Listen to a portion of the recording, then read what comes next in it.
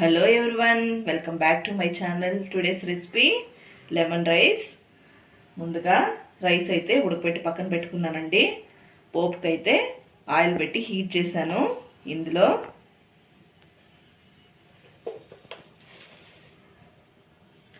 ఆవాలు, ఉద్దిపప్పు,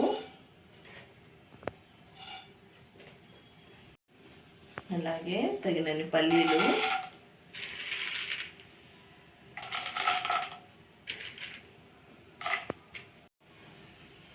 తగినంత పచ్చిశనగపప్పు అయితే యాడ్ చేస్తున్నాను.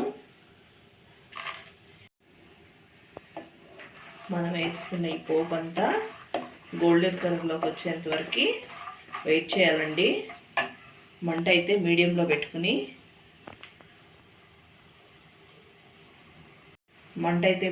పెట్టుకుని బాగా పోపు మొత్తం గోల్డెన్ కలర్లో వచ్చేంత వరకు వెయిట్ చేయాలి. హై మంట పెట్టామంటే తొందరగా మాడిపోతాయి. చూడండి, చక్కగా పోపు అయితే వేగిపోయింది కదా. ఇప్పుడైతే ముందుగా కట్ చేసి పెట్టుకున్న ఆనియన్ని, పచ్చిమిర్చిని ఇలా యాడ్ చేస్తున్నాను. చిన్నవి ఒక 4 ఆనియన్ అయితే కట్ చేశానండి.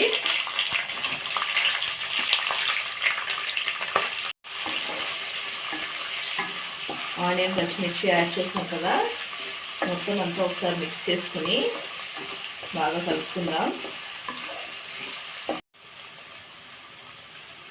ఇందులోనే లెమన్ రైస్ కూడా సాల్ట్ అయితే యాడ్ చేసేస్తున్నాను. తగినంత పసుపును కూడా యాడ్ చేసేసుకుందాం.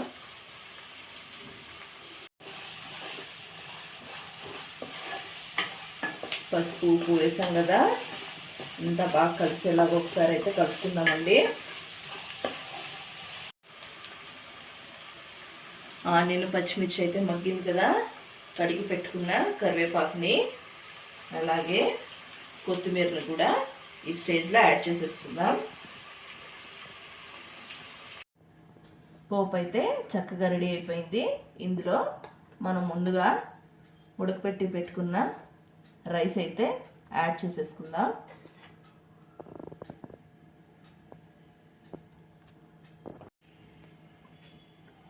రైస్ యాడ్ చేసిన తర్వాత మనమైతే పైనుంచి లెమన్ జ్యూస్ అయితే యాడ్ చేసుకుందాం.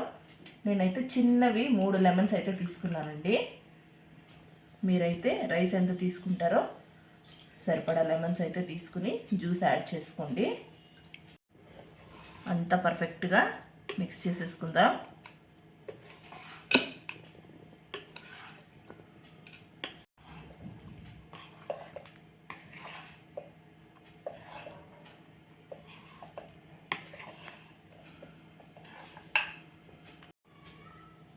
చూడండి ఎంత చక్కగా రెడీ అయిందో మన లెమన్ రైస్ అయితే.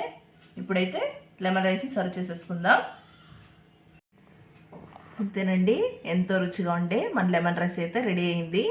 అందరికీ మన ఈ వీడియో నచ్చినట్లయితే అందరూ ఒకసారి ట్రై చేసి చూడండి. లెమన్ రైస్ ఎలా వచ్చిందో చెప్పండి. వివిధ ప్రాంతాల్లో వివిధలాగా పిలుస్తారు కదండి కొంతమంది. మా సైడ్ అయితే మేమైతే లెమన్ రైస్ పులుసన్నం కూడా అంటామండి. కొంతమంది ఇటు సైడ్ కర్ణాటక సైడ్ అయితే చిత్రాన్నం అంటారు. కానీ ఏ పేరుతో పిలిచిన టేస్ట్ అయితే చాలా అంటే చాలా బాగుంటుంది. మీరైతే ఇలా ఒకసారి ట్రై చేసి చూడండి, ఎలా వచ్చిందో చెప్పండి. అందరికీ మన ఈ వీడియో నచ్చినట్లయితే అందరూ లైక్ చేయండి, షేర్ చేయండి. Please everyone subscribe to my channel. Thank you all.